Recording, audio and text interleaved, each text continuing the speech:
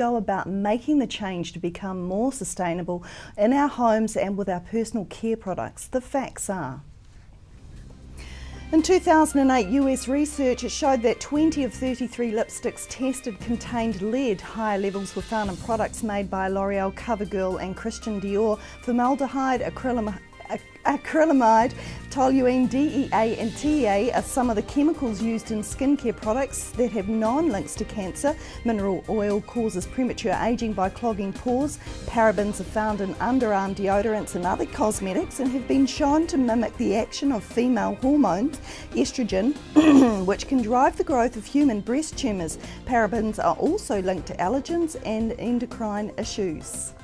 Joining us now from the New Zealand skincare company is Director Penny Vergeest. Welcome to the show, Penny. Thank you. Lots of difficult words in that fact sheet, but quite interesting. You know, we buy all these products, we buy into them because of the promises that they give us, that they're going to make us look younger, they're going to reduce the appearance of lines and wrinkles, but are we seriously putting our health at risk when we use these products?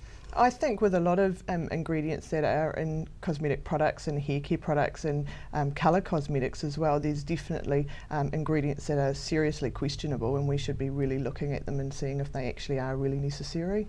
So the research that's coming out looks really scary, so you would actually support the issues that actually provides? Absolutely. There are some that are definitely have been identified as being carcinogenic. There are definitely ingredients like the parabens that have definitely been linked to endocrine and carcinogenic tumours, and then there are some that haven't necessarily got conclusive evidence, but there's enough evidence to start linking them to different skin irritations, sensitising, and also to carcinogenic tumours and things like that. And it's about kind of deciding whether they really are necessary or not. We're so used to using them, so what makes a product, a skincare product for starters, what makes it healthy and safe for us? Well, I think with natural products, which is the area that sort of we know quite a lot about, I think people, when they ask for a natural product, they expect that all the ingredients be natural or from a natural origin, but unfortunately a lot of products will have natural ingredients but then mixed in with lots of other chemical ingredients as well. Does the product actually have to be organic to be safe?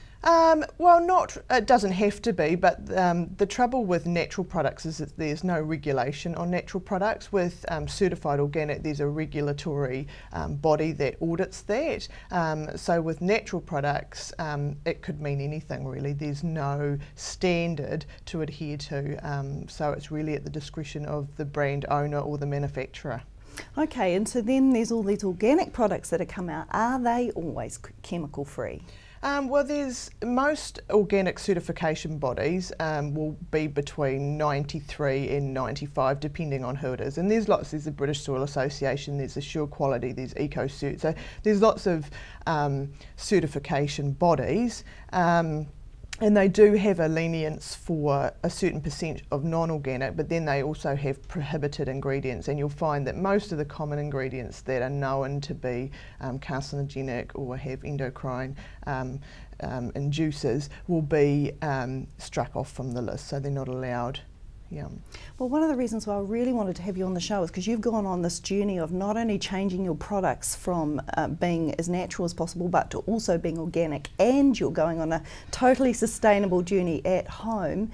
So how did you start? And let's start with your products. How did you change that to organic, and what was the process? Well, we took a look at what we had and took all the key ingredients that we really loved in the products. So they were all our natural extracts, and then just reviewed all our ingredients that probably were not so great, but at the time that we had to have in because that was the way cosmetics were made, and just decided that we were going to see if there were any alternatives and really push the boundaries as far as trying to find locally sourced ingredients and also natural alternatives to some of the chemical products. Was that really difficult? It must have been hugely time consuming going through that whole process. I mean, making the choice to do that must have been huge, because it would have even impact on your sales within that time. It is. It's a massive journey, and I think it's one of those journeys that you're either committed to the cause or you're not, because it does take a lot of resources and time to do that. It takes a lot of resources and time to then make sure that the products, work, because it's all very well being natural, organic, but then they have to do what you say they have to do.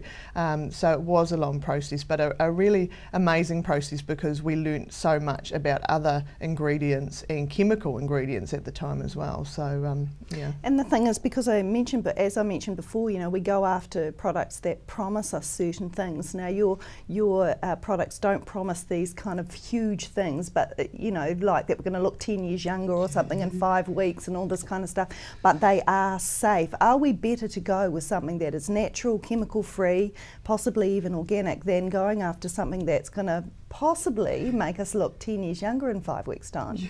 Well, I come from a beauty therapy background, and so I really am quite passionate about educating customers to take care of themselves. And we can't treat the face like an isolated part of the body. Everything that we put in our body comes out our skin.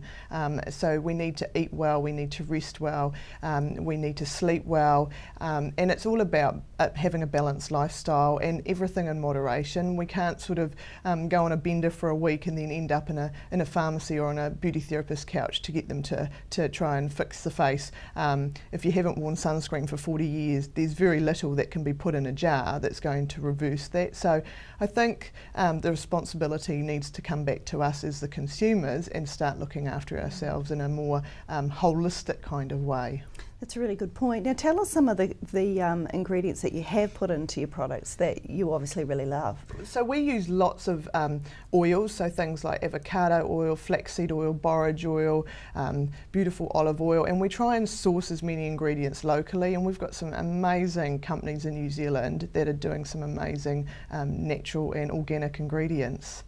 Fantastic. Now you've also moved on, as we mentioned before, to being more sustainable at home. Whenever any of us think of that, we just think, this is just too hard, I can't do that.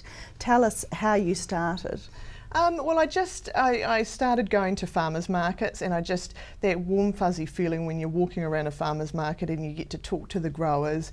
And we bought a greenhouse at home, so we started growing our own vegetables, and then we decided that, let's see if we can try and reduce the amount of waste in our family and just do as many things as we could.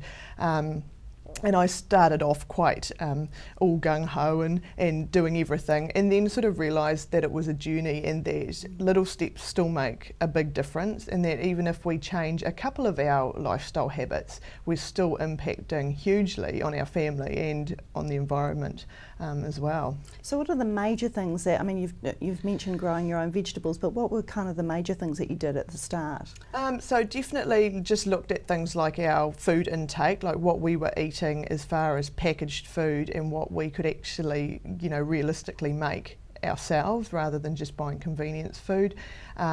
Just things like our waste, how much we were throwing out, recycling, our wastewater from trying to consolidate sort of our washing down to a couple of loads a week rather than doing 10 loads a week, for instance. All those sorts of things. And I think once you make a conscious decision to start thinking about it, you actually start identifying all the other things that you can actually do, and it becomes quite fun if you can do it as a family as well. See, a lot of people think, well, you've probably got more money than I have, and you can probably manage it because as you make the changes you can afford that.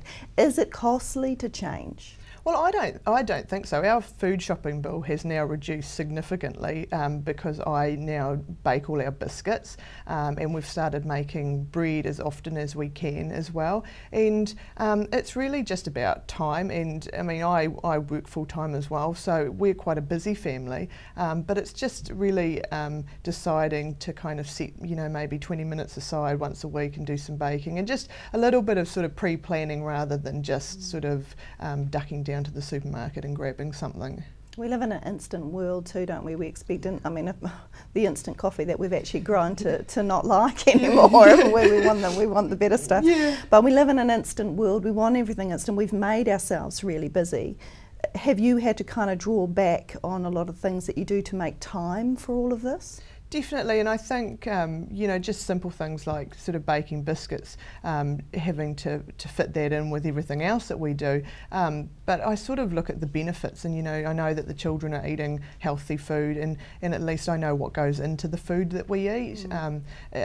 Even if it's not cheaper to eat that way, at least I know that, you know, the bread that we've made has only got yeast and water and flour and milk and whatever, rather than sort of a whole list of numbers on the back of the bread bag which we don't actually know what they are. Absolutely. You've also changed your manufacturing of your products as well, which is, I mean, another huge thing to do. How did you go about that?